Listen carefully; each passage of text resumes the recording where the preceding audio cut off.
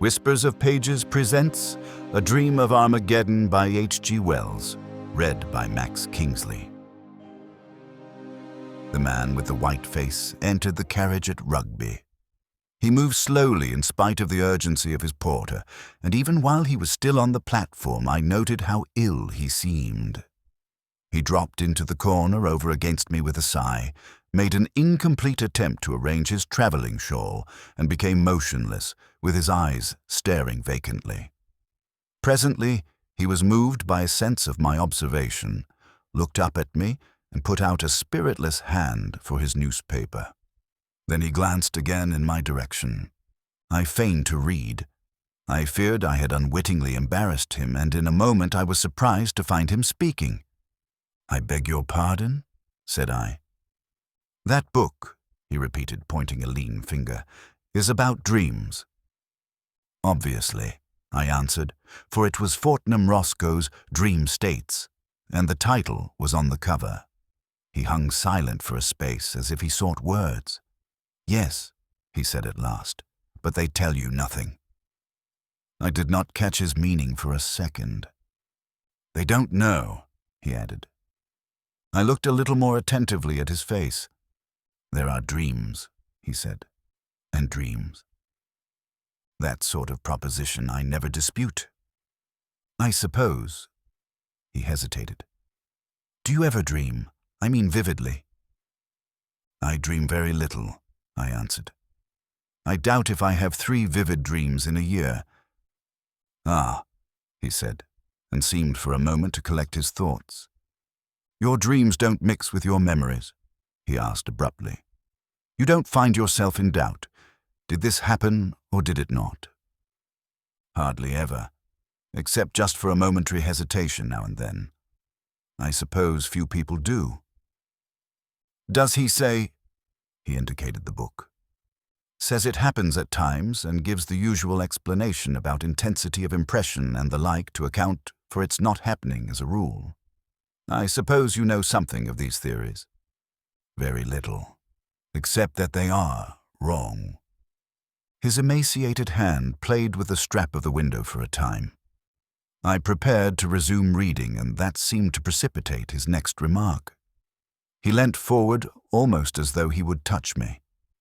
"Isn't there something called consecutive dreaming that goes on night after night?" "I believe there is. There are cases given in most books on mental trouble."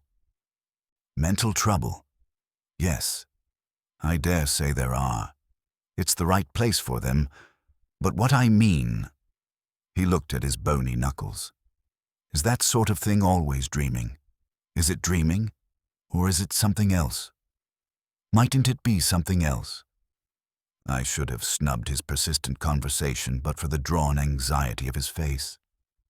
I remember now the look of his faded eyes and the lids red-stained. Perhaps you know that look. "I'm not just arguing about a matter of opinion," he said. "The thing's killing me. Dreams. If you call them dreams. Night after night. Vivid, so vivid. This," he indicated the landscape that went streaming by the window, "seems unreal in comparison. I can scarcely remember who I am, what business I am on." He paused. "Even now." "The dream is always the same, do you mean?" I asked. "It's over." "You mean—" "I died. Died. Smashed and killed, and now so much of me as that dream was, is dead. Dead forever. I dreamt I was another man, you know, living in a different part of the world and in a different time. I dreamt that night after night. Night after night I woke into that other life. Fresh scenes and fresh happenings, until I came upon the last, when you died, when I died. And since then, no," he said. "Thank God. That was the end of the dream." It was clear I was in for this dream, and after all I had an hour before me. The light was fading fast, and Fortnum Roscoe has a dreary way with him. "Living in a different time," I said. "Do you mean in some different age?" "Yes." "Past?" "No, to come." "To come." The year 3000, for example. I don't know what year it was. I did when I was asleep. When I was dreaming, that is, but not now. Not now that I am awake. There's a lot of things I've forgotten since I woke out of these dreams, though I knew them at the time when I suppose it was dreaming. They called the year differently from our way of calling the year. What did they call it? He put his hand to his forehead. No, said he. I forget. He sat smiling weakly. For a moment I feared he did not mean to tell me his dream. As a rule, I hate people who tell their dreams, but this struck me differently. I proffered assistance even. It began, I suggested. It was vivid from the first. I seemed to wake up in it suddenly. And it's curious that in these dreams I'm speaking of, I never remembered this life I'm living now. It seemed as if the dream life was enough while it lasted. Perhaps. But I will tell you how I find myself when I do my best to recall it all. I don't remember anything dearly until I found myself sitting in a sort of loggia looking out over the sea. I had been dozing and suddenly I woke up, fresh and vivid, not a bit dreamlike, because the girl had stopped fanning me. The girl. Yes, the girl. You must not interrupt or you will put me out. He stopped abruptly. You won't think I'm mad, he said. No, I answered. You've been dreaming. Tell me your dream. I woke up, I say, because the girl had stopped fanning me. I was not surprised to find myself there or anything of that sort, you understand? I did not feel I'd fallen into it suddenly. I simply took it up at that point. Whatever memory I had of this life, this 19th century life, faded as I woke, vanished like a dream. I knew all about myself, knew that my name was no longer Cooper but Hedon, and all about my position in the world. I've forgotten a lot since I woke. There's a want of connection, but it was all quite clear and matter of fact then. He hesitated again, gripping the window strap, putting his face forward and looking up at me appealingly. This seems bosh to you? No, no, I cried. Go on, tell me what this loggia was like. It was not really a loggia. I don't know what to call it. It faced south. It was small. It was all in shadow except the semicircle above the balcony that showed the sky and sea in the corner where the girl stood. I was on a couch. It was a metal couch with light-striped cushions, and the girl was leaning over the balcony with her back to me. The light of the sunrise fell on her ear and cheek. Her pretty white neck and the little curls that nestled there, and her white shoulder were in the sun, and all the grace of her body was in the cool blue shadow. She was dressed. How can I describe it?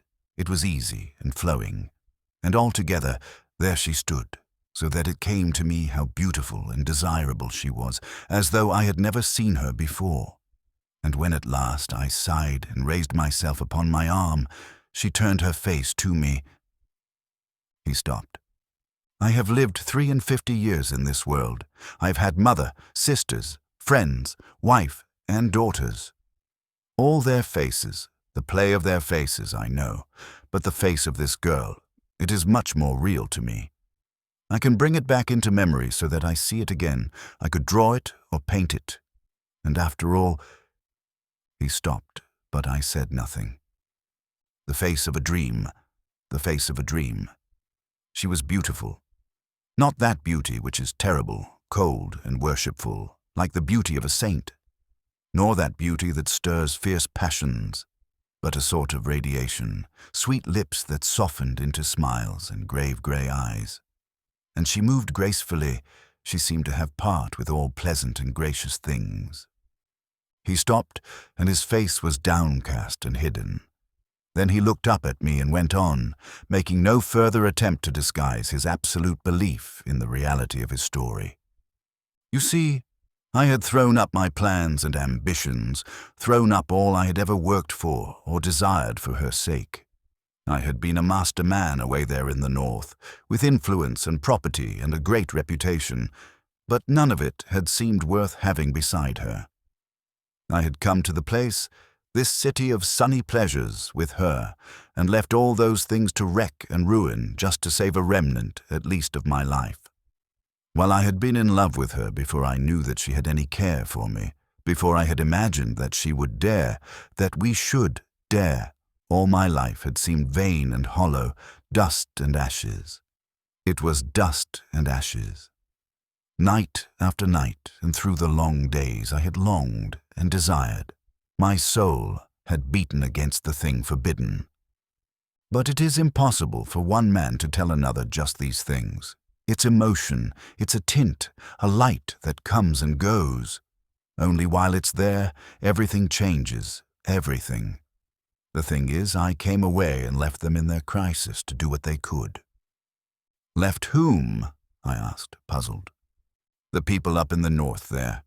You see, in this dream anyhow, I'd been a big man, the sort of man men come to trust in, to group themselves about.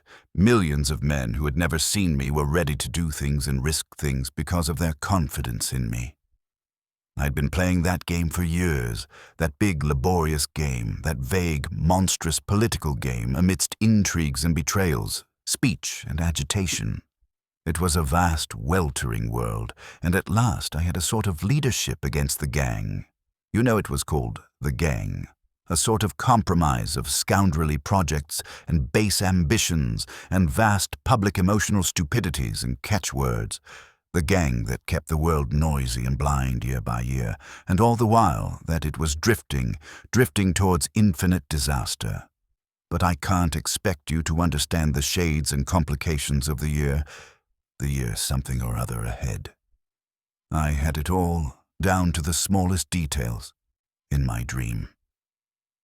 I suppose I'd been dreaming of it before I awoke, and the fading outline of some queer new development I had imagined still hung about me as I rubbed my eyes. It was some grubby affair that made me thank God for the sunlight. I sat up on the couch and remained looking at the woman and rejoicing that I had come away out of all that tumult and folly and violence before it was too late. After all, I thought, this is life, love and beauty, desire and delight. Are they not worth all those dismal struggles for vague, gigantic ends? And I blamed myself for having ever sought to be a leader when I might have given my days to love. But then, thought I, if I had not spent my early days sternly and austerely, I might have wasted myself upon vain and worthless women, and at the thought all my being went out in love and tenderness to my dear mistress, my dear lady, who had come at last and compelled me by her invincible charm for me, to lay that life aside. "You are worth it," I said, speaking without intending her to hear. "You are worth it, my dearest one, worth pride and praise and all things. Love, to have you is worth them all together." And at the murmur of my voice, she turned about. "Come and see," she cried. I can hear her now. "Come and see the sunrise upon Monte Solaro." I remember how I sprang to my feet and joined her at the balcony. She put a white hand upon my shoulder and pointed towards great masses of limestone, flushing, as it were, into life. I looked. But first I noted the sunlight on her face caressing the lines of her cheeks and neck. How can I describe to you the scene we had before us? We were at Capri. "I have been there," I said. "I have clambered up Monte Solaro and drunk Vero Capri, muddy stuff like cider, at the summit." "Ah," said the man with the white face, "then perhaps you can tell me. You will know if this was indeed Capri. For in this life I have never been there. Let me describe it. We were in a little room, one of a vast multitude of little rooms, very cool and sunny, hollowed out of the limestone of a sort of cape, very high above the sea. The whole island, you know, was one enormous hotel, complex beyond explaining, and on the other side there were miles of floating hotels and huge floating stages to which the flying machines came. They called it a pleasure city. Of course, there was none of that in your time. Rather, I should say, is none of that now. Of course. Now, yes. Well, this room of ours was at the extremity of the cape, so that one could see east and west. Eastward was a great cliff, 1,000 feet high perhaps, coldly grey except for one bright edge of gold, and beyond it the Isle of the Sirens, and a falling coast that faded and passed into the hot sunrise. And when one turned to the west, distinct and near, was a little bay, a little beach still in shadow. And out of that shadow rose Solaro, straight and tall, flushed and golden-crested, like a beauty throned, and the white moon was floating behind her in the sky, and before us, from east to west, stretched the many-tinted sea all dotted with little sailing boats. To the eastward, of course, these little boats were grey and very minute and clear, but to the westward they were little boats of gold, shining gold, almost like little flames, and just below us was a rock with an arch worn through it. The blue sea-water broke to green and foam all round the rock, and a galley came gliding out of the arch. "I know that rock," I said. "I was nearly drowned there. It is called the Faraglione." "I Faraglione?" "Yes, she called it that," answered the man with the white face. "There was some story, but that—" He put his hand to his forehead again. "No," he said, "I forget that story. Well, that is the first thing I remember, the first dream I had, that little shaded room and the beautiful air and sky, and that dear lady of mine, with her shining arms and her graceful robe, and how we sat and talked in half whispers to one another. We talked in whispers not because there was anyone to hear, but because there was still such a freshness of mind between us that our thoughts were a little frightened, I think, to find themselves at last in words. And so they went softly. Presently we were hungry, and we went from our apartment, going by a strange passage with a moving floor, until we came to the great breakfast room. There was a fountain and music. A pleasant and joyful place it was, with its sunlight and splashing and the murmur of plucked strings. And we sat and ate and smiled at one another, and I would not heed a man who was watching me from a table nearby. And afterwards we went on to the dancing hall, but I cannot describe that hall. The place was enormous, larger than any building you have ever seen, and in one place there was the old gate of Capri, caught into the wall of a gallery high overhead. Light girders, stems and threads of gold burst from the pillars like fountains, streamed like an aurora across the roof and interlaced, like conjuring tricks. All about the great circle for the dances, there were beautiful figures, strange dragons, and intricate and wonderful grotesques bearing lights. The place was inundated with artificial light that shamed the newborn day. And as we went through the throng, the people turned about and looked at us, for all through the world my name and face were known, and how I had suddenly thrown up pride and struggled to come to this place. And they looked also at the lady beside me, though half the story of how at last she had come to me was unknown or mistold. And few of the men who were there I know, but judged me a happy man, in spite of all the shame and dishonor that had come upon my name. The air was full of music, full of harmonious scents, full of the rhythm of beautiful motions. Thousands of beautiful people swarmed about the hall, crowded the galleries, sat in a myriad recesses. They were dressed in splendid colors and crowned with flowers. Thousands danced about the great circle beneath the white images of the ancient gods, and glorious processions of youths and maidens came and went. We too danced, not the dreary monotonies of your days. Of this time, I mean, but dances that were beautiful, intoxicating. And even now I can see my lady dancing joyously. She danced, you know, with a serious face. She danced with a serious dignity, and yet she was smiling at me and caressing me, smiling and caressing with her eyes. The music was different, he murmured. It went, I cannot describe it, but it was infinitely richer and more varied than any music that has ever come to me awake. And then, it was when we had done dancing, a man came to speak to me. He was a lean, resolute man, very soberly clad for that place, and already I'd marked his face watching me in the breakfasting hall, and afterwards as we went along the passage, I'd avoided his eye. But now, as we sat in a little alcove, smiling at the pleasure of all the people who went to and fro across the shining floor, he came and touched me and spoke to me so that I was forced to listen. And he asked that he might speak to me for a little time apart. "No," I said. "I have no secrets from this lady. What do you want to tell me?"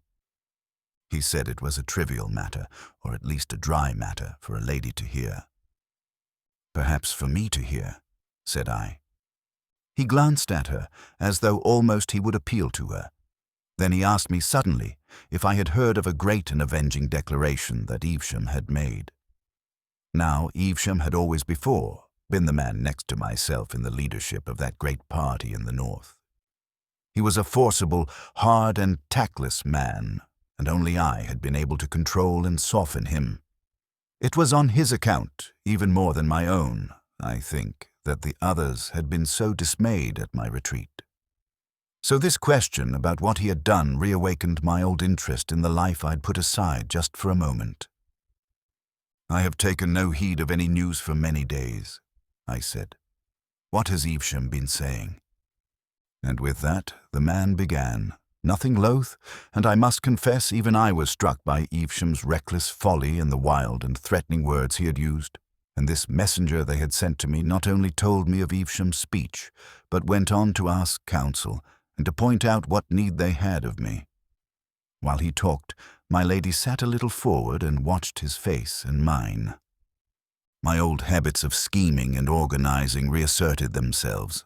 I could even see myself suddenly returning to the north, and all the dramatic effect of it. All that this man said witnessed to the disorder of the party indeed, but not to its damage. I should go back stronger than I had come. And then I thought of my lady. You see, how can I tell you, there were certain peculiarities of our relationship. As things are, I need not tell you about that, which would render her presence with me impossible. I should have had to leave her. Indeed, I should have had to renounce her clearly and openly, if I was to do all that I could do in the north. And the man knew that, even as he talked to her and me, knew it as well as she did, that my steps to duty were, first, separation, then abandonment. At the touch of that thought, my dream of a return was shattered. I turned on the man suddenly, as he was imagining his eloquence was gaining ground with me. "What have I to do with these things now?" I said. "I have done with them. Do you think I am coquetting with your people in coming here?" "No," he said. "But why cannot you leave me alone? I have done with these things. I have ceased to be anything but a private man." "Yes," he answered. "But have you thought? This talk of war, these reckless challenges, these wild aggressions." I stood up. "No," I cried. "I won't hear you. I took count of all those things, I weighed them, and I have come away." He seemed to consider the possibility of persistence. He looked from me to where the lady sat regarding us.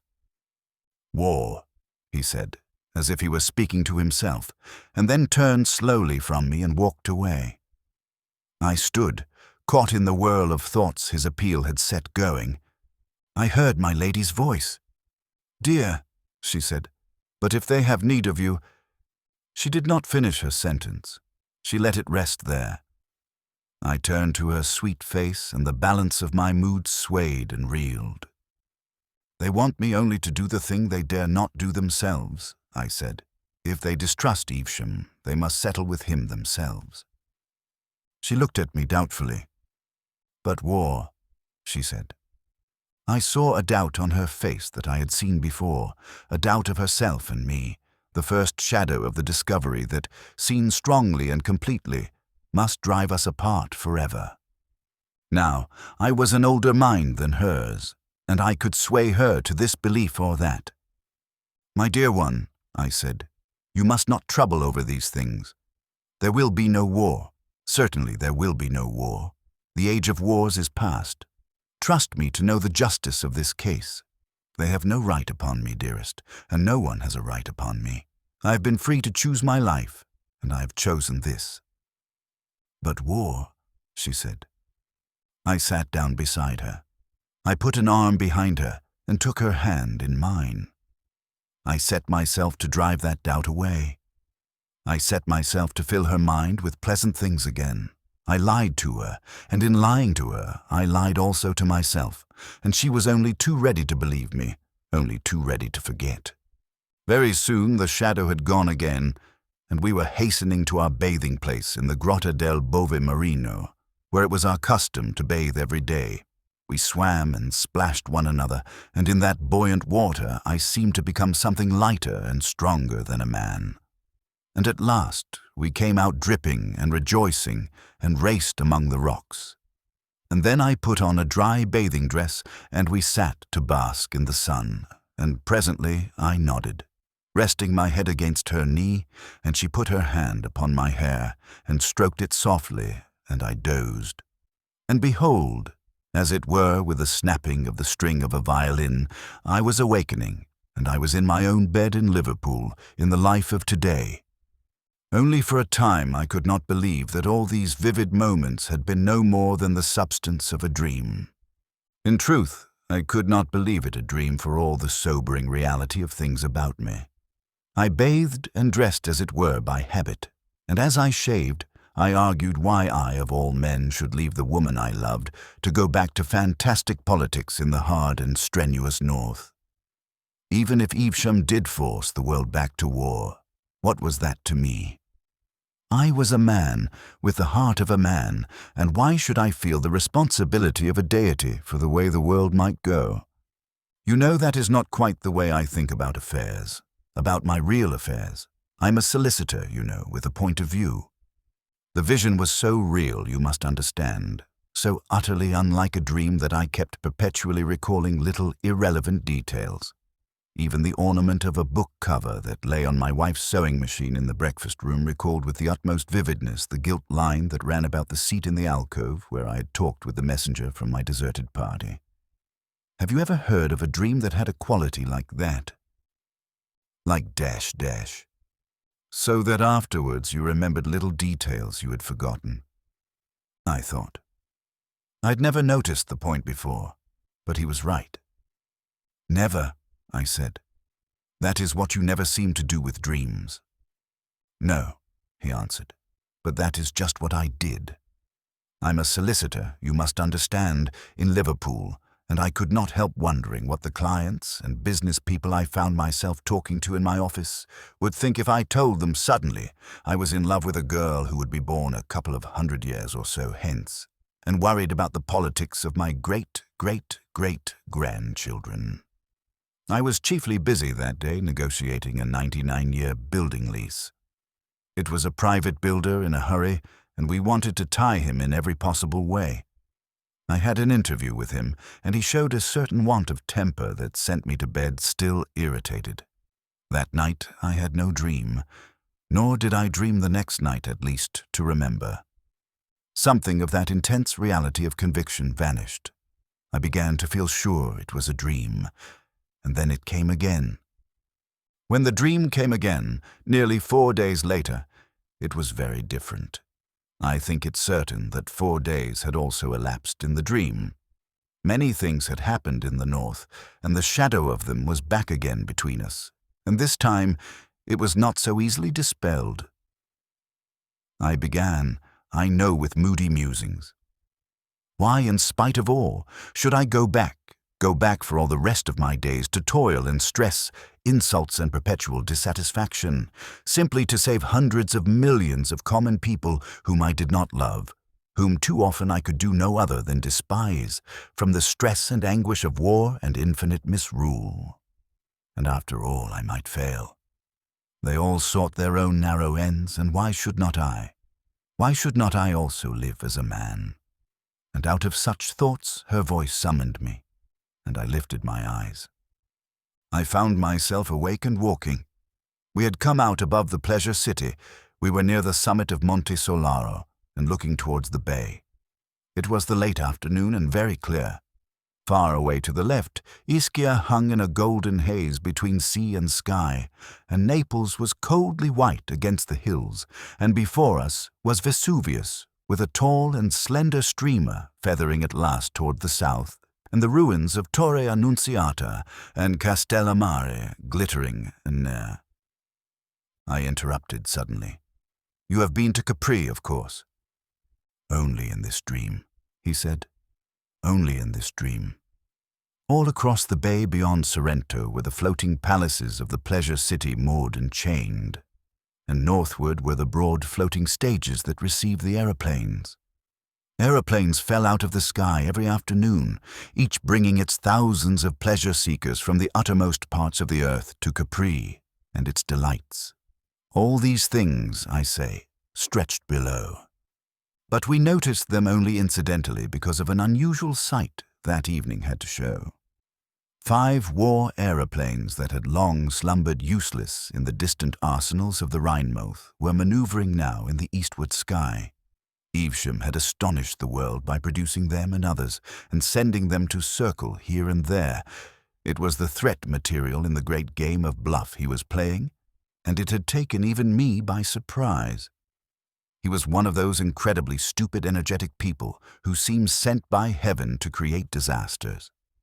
His energy, to the first glance, seemed so wonderfully like capacity, but he had no imagination, no invention, only a stupid, vast driving force of will, and a mad faith in his stupid idiot luck to pull him through.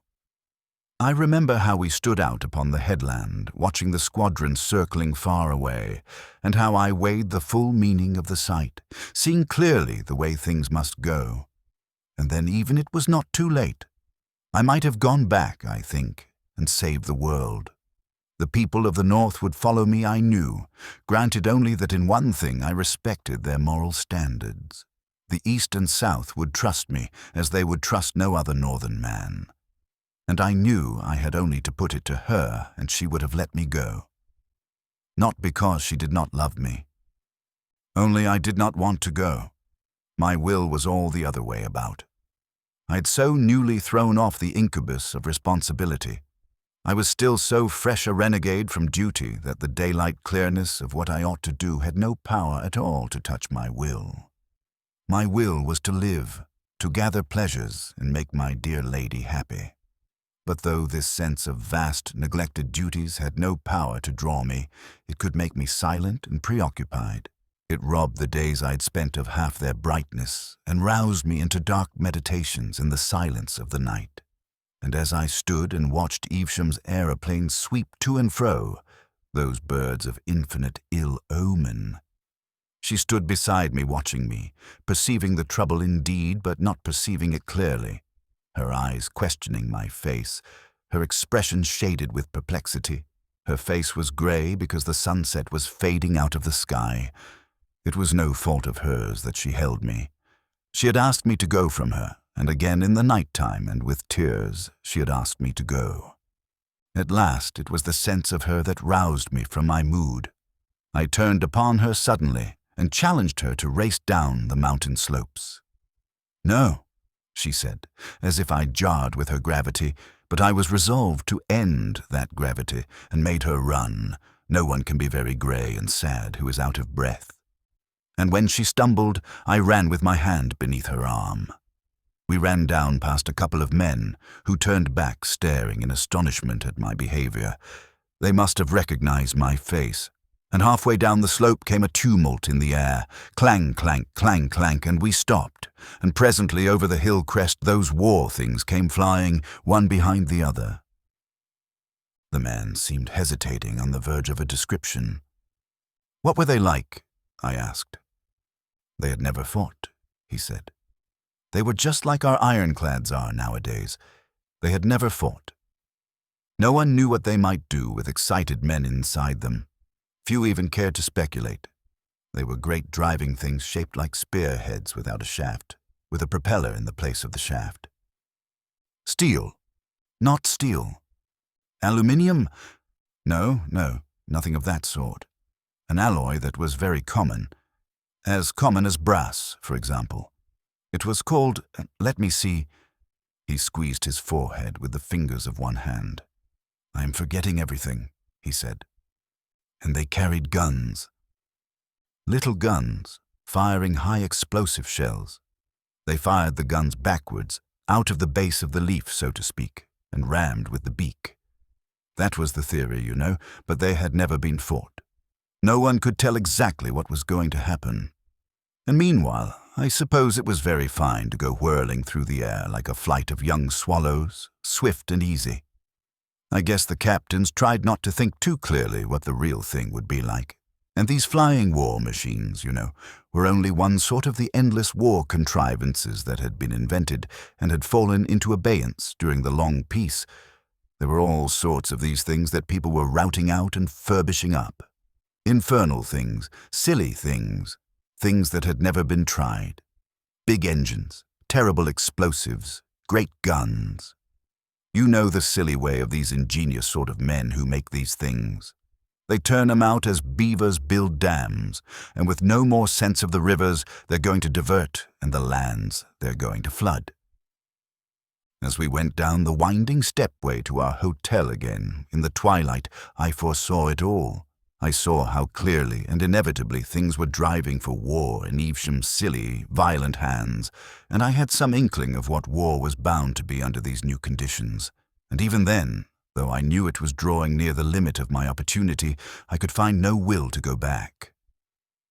He sighed. That was my last chance.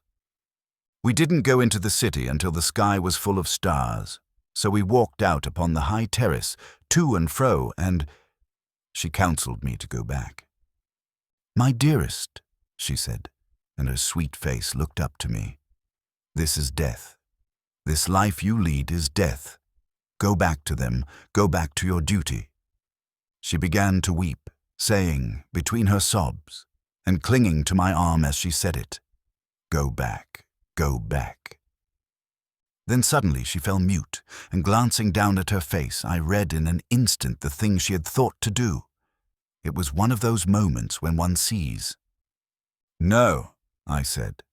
"No?" she asked in surprise, and I think a little fearful at the answer to her thought. "Nothing," I said, "shall send me back. Nothing. I've chosen. Love I've chosen, and the world must go. Whatever happens, I will live this life. I will live for you. Nothing shall turn me aside. Nothing, my dear one, even if you died, even if you died." "Yes," she murmured, softly. "Then I also would die."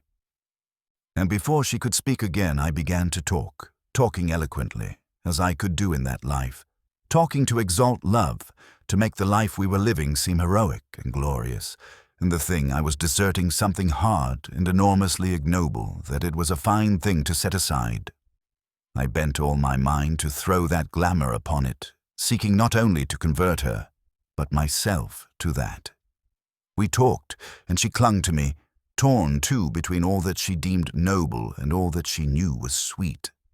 And at last I did make it heroic, made all the thickening disaster of the world only a sort of glorious setting to our unparalleled love, and we two poor, foolish souls strutted there at last, clad in that splendid delusion, drunken rather with that glorious delusion, under the still stars. And so my moment passed. It was my last chance. Even as we went to and fro there, the leaders of the South and East were gathering their resolve, and the hot answer that shattered Evesham's bluffing forever took shape and waited. And all over Asia, and the ocean, and the South, the air and the wires were throbbing with their warnings to prepare. Prepare. No one living, you know, knew what war was. No one could imagine, with all these new inventions, what horror war might bring. I believe most people still believed it would be a matter of bright uniforms and shouting charges and triumphs and flags and bands in a time when half the world drew its food supply from regions 10,000 miles away. The man with the white face paused. I glanced at him, and his face was intent on the floor of the carriage. A little railway station, a string of loaded trucks, a signal box, and the back of a cottage. shot by the carriage window, and a bridge passed with a clap of noise, echoing the tumult of the train. After that, he said, I dreamt often. For 3 weeks of nights that dream was my life, and the worst of it was, there were nights when I could not dream, when I lay tossing on a bed in this accursed life. And there, somewhere lost to me, things were happening, momentous, terrible things. I lived at nights, my days, my waking days, this life I'm living now, became a faded, faraway dream, a drab setting, the cover of the book. He thought. I could tell you all, tell you every little thing in the dream, but as to what I did in the daytime, no, I could not tell. I do not remember. My memory has gone. The business of life slips from me. He leant forward and pressed his hands upon his eyes. For a long time he said nothing. And then, said I, the war burst like a hurricane. He stared before him at unspeakable things. And then, I urged again, one touch of unreality, he said in the low tone of a man who speaks to himself, and they would have been nightmares, but they were not nightmares. They were not nightmares. No exclamation mark. He was silent for so long that it dawned upon me that there was a danger of losing the rest of the story. But he went on talking again in the same tone of questioning self-communion. What was there to do but flight? I had not thought the war would touch Capri. I had seemed to see Capri as being out of it all, as the contrast to it all. But 2 nights after the whole place was shouting and bawling, every woman almost and every other man wore a badge. Evesham's badge. And there was no music but a jangling war song, over and over again, and everywhere men enlisting, and in the dancing halls they were drilling. The whole island was awhirl with rumors. It was said, again and again, that fighting had begun. I had not expected this. I had seen so little of the life of pleasure that I had failed to reckon with this violence of the amateurs. And as for me, I was out of it. I was like a man who might have prevented the firing of a magazine. The time had gone. I was no one. The vainest stripling with a badge counted for more than I. The crowd jostled us and bawled in our ears. That accursed song deafened us. A woman shrieked at my lady because no badge was on her, and we two went back to our own place again, ruffled and insulted. My lady white and silent, and I a-quiver with rage. So furious was I could have quarrelled with her if I could have found one shade of accusation in her eyes. All my magnificence had gone from me. I walked up and down our rock cell, and outside was the darkling sea and a light to the southward that flared and passed and came again. We must get out of this place, I said over and over. I have made my choice, and I will have no hand in these troubles. I will have nothing of this war. We have taken our lives out of all these things. This is no refuge for us. Let us go. And the next day we were already in flight from the war that covered the world, and all the rest was flight. All the rest was flight. He mused darkly. How much was there of it? He made no answer. How many days? His face was white and drawn, and his hands were clenched. He took no heed of my curiosity. I tried to draw him back to his story with questions. Where did you go? I said. When? When you left Capri. Southwest, he said, and glanced at me for a second. We went in a boat. But I should have thought an aeroplane. They had been seized. I questioned him no more. Presently I thought he was beginning again. He broke out in an argumentative monotone. But why should it be? If indeed this battle, this slaughter and stress is life, why have we this craving for pleasure and beauty? If there is no refuge, if there is no place of peace, and if all our dreams of quiet places are a folly and a snare, why have we such dreams? Surely it was no ignoble cravings, no base intentions had brought us to this. It was love had isolated us. Love had come to me with her eyes and robed in her beauty, more glorious than all else in life, in the very shape and color of life, and summoned me away. I had silenced all the voices. I had answered all the questions. I had come to her, and suddenly there was nothing but war and death. I had an inspiration. After all, I said, it could have been only a dream. A dream, he cried, flaming upon me. A dream, when even now. For the first time he became animated. A faint flush crept into his cheek. He raised his open hand and clenched it and dropped it to his knee. He spoke, looking away from me, and for all the rest of the time he looked away. We are but phantoms, he said, and the phantoms of phantoms, desires like cloud shadows and wills of straw that eddy in the wind. The days pass, use and wont carry us through, as a train carries the shadow of its lights. So be it. But one thing is real and certain. One thing is no dream stuff, but eternal and enduring. It is the center of my life, and all other things about it are subordinate or altogether vain. I loved her, that woman of a dream, and she and I are dead together. A dream. How can it be a dream when it drenched a living life with unappeasable sorrow, when it makes all that I have lived for and cared for worthless and unmeaning? Until that very moment when she was killed, I believed we had still a chance of getting away, he said. All through the night and morning that we sailed across the sea from Capri to Salerno, we talked of escape. We were full of hope, and it clung about us to the end, hope for the life together we should lead.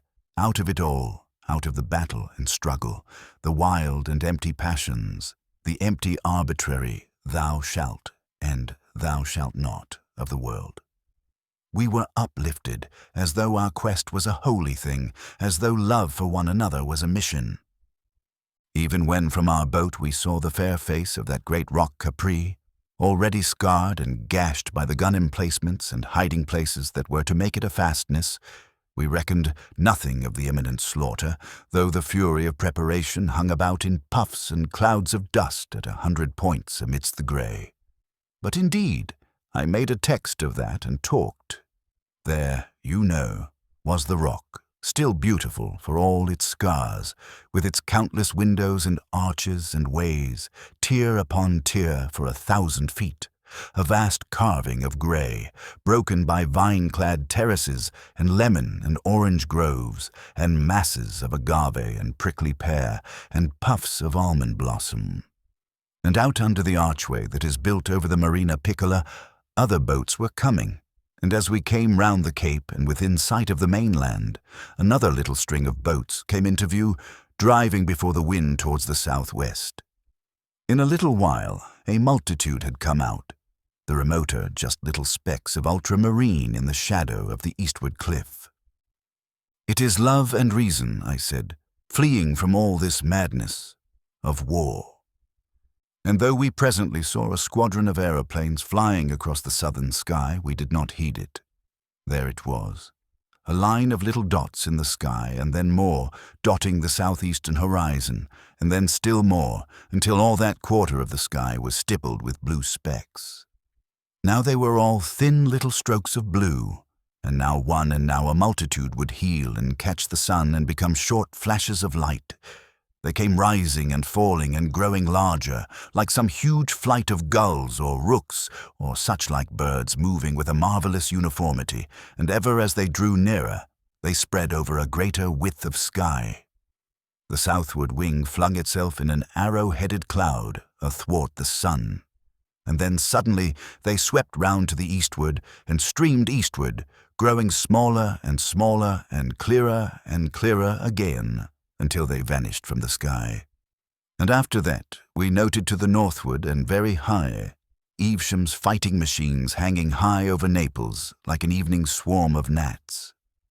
It seemed to have no more to do with us than a flight of birds. Even the mutter of guns far away in the southeast seemed to us to signify nothing. Each day, each dream after that, we were still exalted, still seeking that refuge where we might live and love. Fatigue had come upon us. pain and many distresses. For though we were dusty and stained by our toilsome tramping, and half-starved and with the horror of the dead men we had seen and the flight of the peasants, for very soon a gust of fighting swept up the peninsula. With these things haunting our minds, it still resulted only in a deepening resolution to escape. Oh, but she was brave and patient. She who had never faced hardship and exposure had courage for herself and me. We went to and fro seeking an outlet, over a country all commandeered and ransacked by the gathering hosts of war. Always we went on foot. At first there were other fugitives, but we did not mingle with them. Some escaped northward, some were caught in the torrent of peasantry that swept along the main roads. Many gave themselves into the hands of the soldiery and were sent northward. Many of the men were impressed, but we kept away from these things. We had brought no money to bribe a passage north, and I feared for my lady at the hands of these conscript crowds. We had landed at Salerno, and we had been turned back from Cava, and we had tried to cross towards Taranto by a pass over Mount Alburno, but we had been driven back for want of food, and so we had come down among the marshes by Paestum, where those great temples stand alone. I had some vague idea that by Paestum it might be possible to find a boat or something, and take once more to sea. And there it was, the battle overtook us. A sort of soul blindness had me. Plainly I could see that we were being hemmed in, that the great net of that giant warfare had us in its toils. Many times we had seen the levies that had come down from the north going to and fro, and had come upon them in the distance amidst the mountains, making ways for the ammunition and preparing the mounting of the guns. Once we fancied they had fired at us, taking us for spies. At any rate, a shot had gone shuddering over us. Several times we had hidden in woods from hovering aeroplanes. But all these things do not matter now, these nights of flight and pain.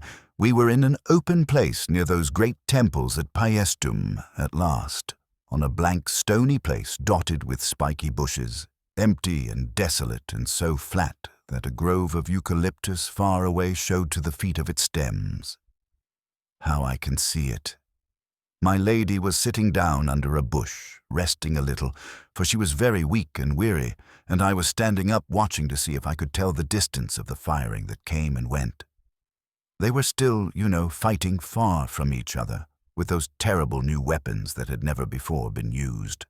Guns that would carry beyond sight, and aeroplanes that would do what they would do, no man could foretell. I knew that we were between the two armies and that they drew together. I knew we were in danger and that we could not stop there and rest. Though all these things were in my mind, they were in the background. They seemed to be affairs beyond our concern. Chiefly, I was thinking of my lady. An aching distress filled me. For the first time she had owned herself beaten and had fallen a-weeping. Behind me I could hear her sobbing, but I would not turn round to her because I knew she had need of weeping, and had held herself so far and so long from me. It was well, I thought, that she would weep and rest, and then we would toil on again, for I had no inkling of the thing that hung so near.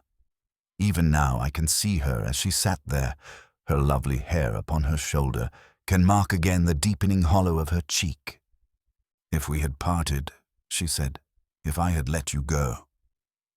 "No," said I. "Even now I do not repent. I will not repent. I made my choice, and I will hold on to the end." And then, overhead in the sky, something flashed and burst, and all about us I heard the bullets making a noise like a handful of peas suddenly thrown. They chipped the stones about us and whirled fragments from the bricks and past. He put his hand to his mouth, and then moistened his lips. At the flash I had turned about. She stood up. She stood up, and moved a step towards me, as though she wanted to reach me, and she had been shot through the heart. He stopped and stared at me. I felt all that foolish incapacity an Englishman feels on such occasions. I met his eyes for a moment, and then stared out of the window. For a long space we kept silence. When at last I looked at him, he was sitting back in his corner, his arms folded and his teeth gnawing at his knuckles. He bit his nail suddenly and stared at it. "I carried her," he said, "towards the temples in my arms. As though it mattered. I don't know why. They seemed a sort of sanctuary. You know, they had lasted so long, I suppose. She must have died almost instantly. Only, I talked to her all the way." Silence again. "I have seen those temples," I said abruptly, and indeed he had brought those still, sunlit arcades of worn sandstone very vividly before me. It was the brown one, the big brown one. I sat down on the fallen pillar and held her in my arms. Silent after the first babble was over, and after a little while the lizards came out and ran about again, as though nothing unusual was going on, as though nothing had changed. It was tremendously still there, the sun high, and the shadows still. Even the shadows of the weeds upon the entablature were still, in spite of the thudding and banging that went all about the sky. I seem to remember that the aeroplanes came up out of the south, and that the battle went away to the west. One aeroplane was struck and overset and fell. I remember that, though it didn't interest me in the least. It didn't seem to signify. It was like a wounded gull, you know, flapping for a time in the water. I could see it down the aisle of the temple, a black thing in the bright blue water. 3 or 4 times shells burst about the beach, and then that ceased. Each time that happened, all the lizards scuttled in and hid for a space. That was all the mischief done, except that once a stray bullet gashed the stone hard by, made just a fresh bright surface. As the shadows grew longer, the stillness seemed greater. "The curious thing," he remarked, with the manner of a man who makes a trivial conversation, "is that I didn't think.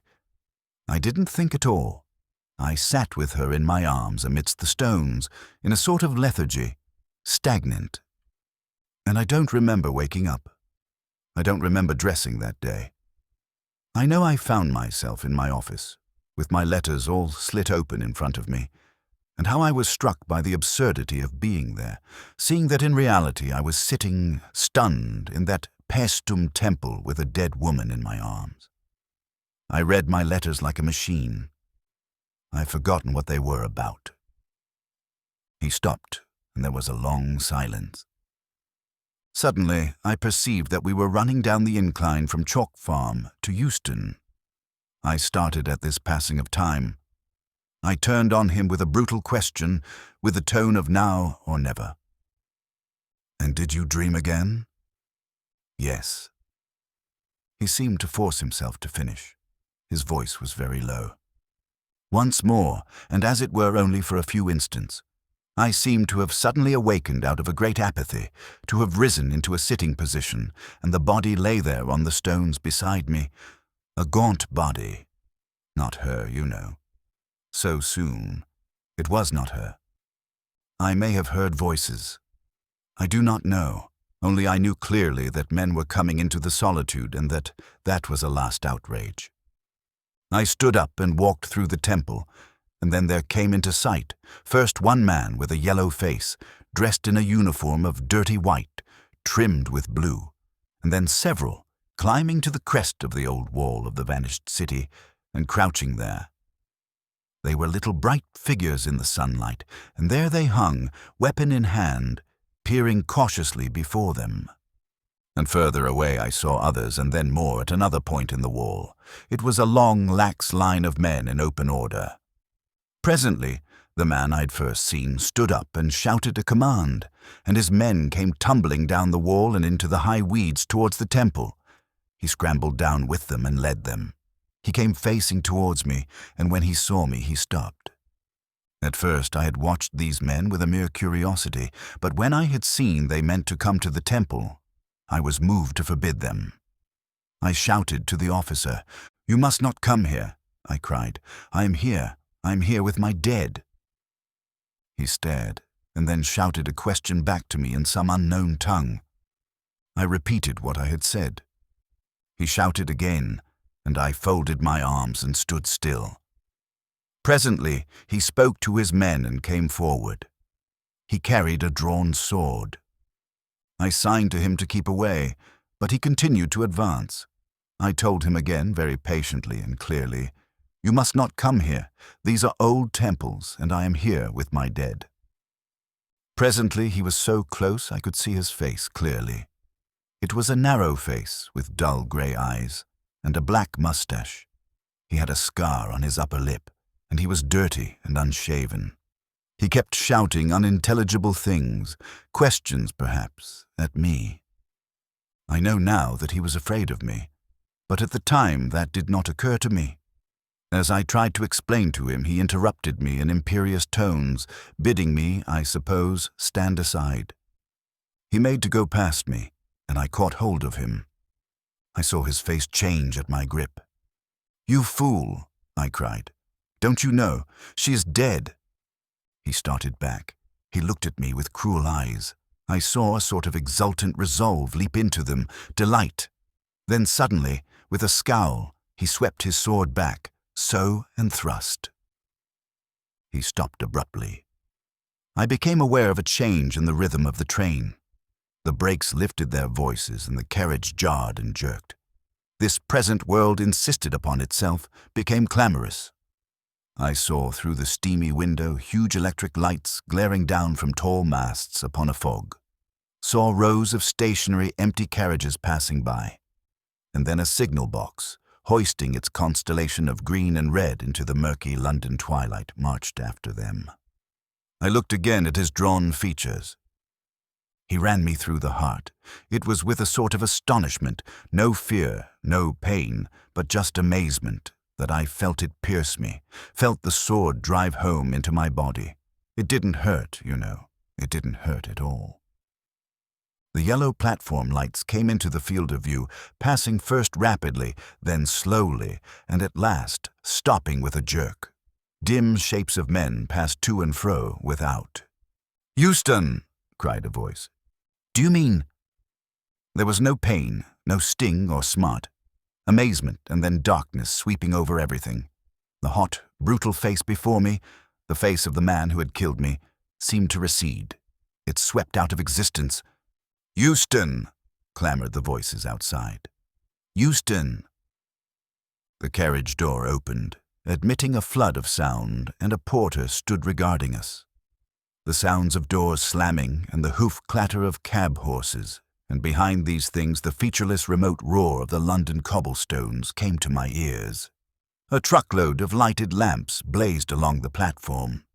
A darkness, a flood of darkness that opened and spread and blotted out all things. "Any luggage, sir?" said the porter. "And that was the end?" I asked. He seemed to hesitate. Then, almost inaudibly, he answered, "No." "You mean—" I couldn't get to her. She was there on the other side of the temple. And then, "Yes," I insisted. "Yes." "Nightmares," he cried. "Nightmares indeed. My God, great birds that fought and tore." If you enjoy our audiobooks, please subscribe to stay updated with our latest releases. Happy listening and see you in the next audiobook.